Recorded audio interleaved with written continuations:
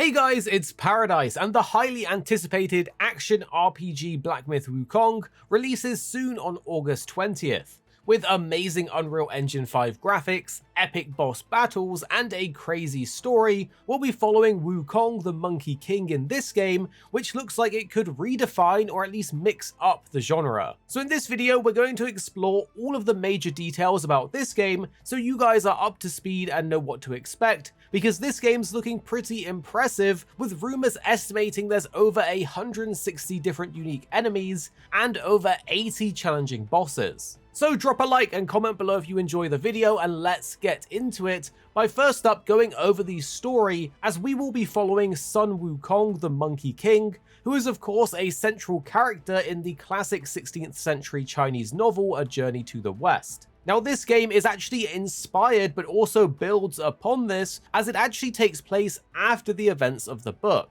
The story is aiming to offer new interpretations to the story while still being rooted in Chinese mythology. Sun Wukong, who we actually play, has a variety of different attacks, combos, stances, magical abilities, and even transformations to unlock, some of which actually come from optional bosses, meaning some of these cool new forms are actually missable if you don't explore and do different side routes and pathways. One of the standout features of Black Myth Wukong is its challenging gameplay, but don't get it mixed up with a pure Souls-like. Like many recent games, Black Myth Wukong doesn't actually offer different difficulty options. Every player is going to face the same level of challenge when they play, which ensures a uniform experience, which is no doubt what the developers are aiming for and likely is their vision for the title. Now, while the game is set to have challenge and there's no difficulty options, there are similarities to Souls-like games, such as enemies respawning on your death, the campfire-style checkpoint system, XP-style skill point resources that are lost on death, and more.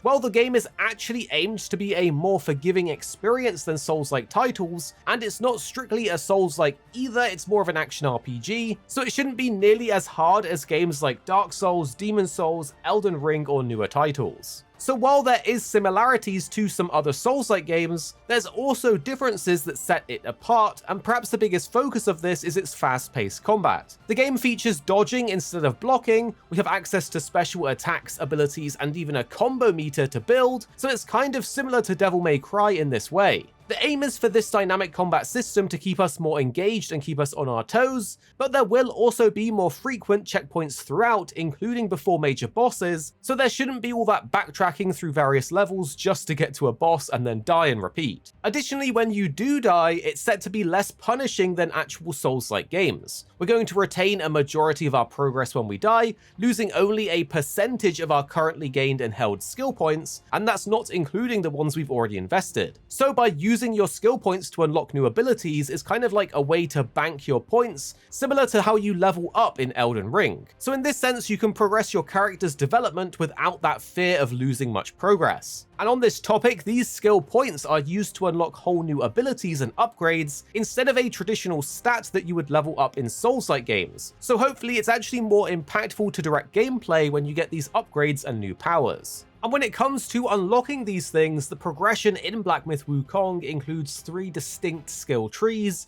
one that is for magic, one that is for your staff combat, and the other is for Wukong himself. This allows for deeper playstyle customization, and of course you can invest in what you prefer, such as tackling combat directly or using magical powers, and invest in those skill trees first. For example, the magic skill tree includes various powerful spells, while the staff combat tree provides various upgrades and new abilities to combo together or direct attacking powers. The actual skills and magic do require mana though, and they have cooldowns, so you can't just cheese everything by spamming magic. But that being said, the magic does look particularly powerful, with spells that completely freeze enemies, and it also works on bosses, or the Shapeshifting that transforms you into a literal different form with their own moveset and attacks. I think it's fair to say that magic builds are generally quite powerful in these type of games, but with this one being more of an action RPG and not a Souls-like, the fact that one of the 3 skill trees are dedicated to magic shows how it's a fundamental system to gameplay, and there'll be a big importance in using these abilities in combat,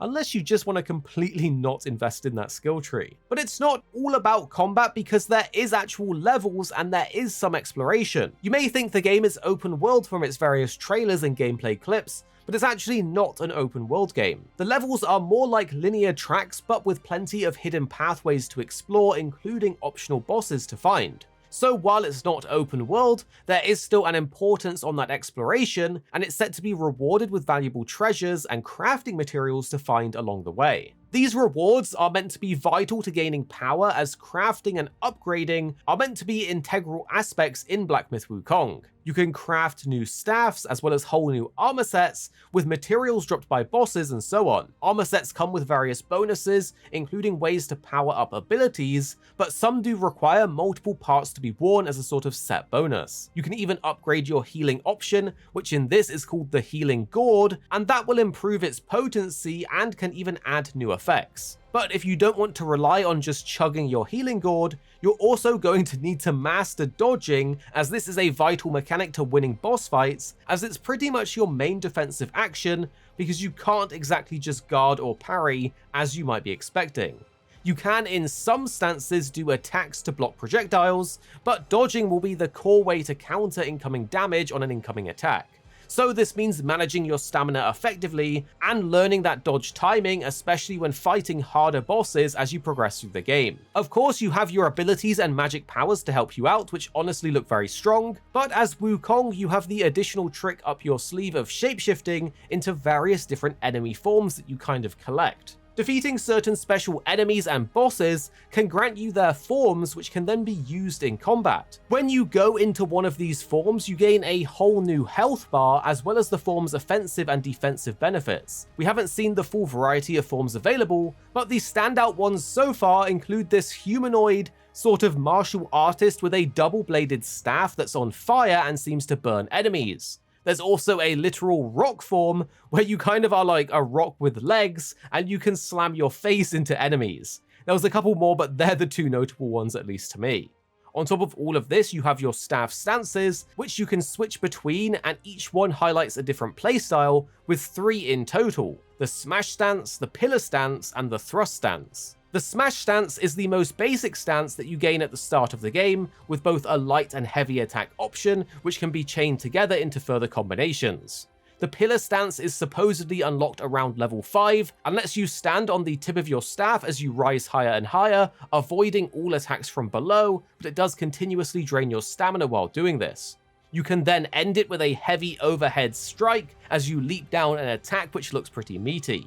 Finally, there's the thrust stance, which is said to be unlocked at level 20, and I couldn't find much about this, but it does give you access to heavy thrusting attacks. So it looks like Black Myth Wukong will be distinguishing itself apart from other action RPG games and Souls games, with its challenging but fast-paced combat, flexible skill trees, and unique combat mechanics, like the shapeshifting that I absolutely love, and of course the awesome spellcasting. Remember, the game offers a linear exploration experience as opposed to the influx of more open world games we've been getting lately, but it's meant to still reward exploration with valuable treasures and optional bosses. Although the game's based on Journey to the West, you're going to get that fresh new narrative, which occurs after the original story, adding another element of mystery, as we really don't know where it's going to go after the events of the original novel, which kind of concludes everything. So with very rich lore as its foundation and the engaging combat mechanics, Black Myth Wukong is looking like it could be an exceptional addition to the action RPG genre, and it is certainly gaining significant anticipation ahead of its release. But until we play it for ourselves, only time will tell. So drop a like and comment below to let us know what you think of Black Myth Wukong, and subscribe to the channel because we're going to have way more coming your way very, very soon.